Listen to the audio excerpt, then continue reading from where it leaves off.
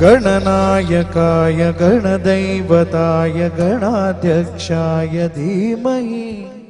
गुणशरीराय गुणवन्दिताय गुणेशानाय धीमहि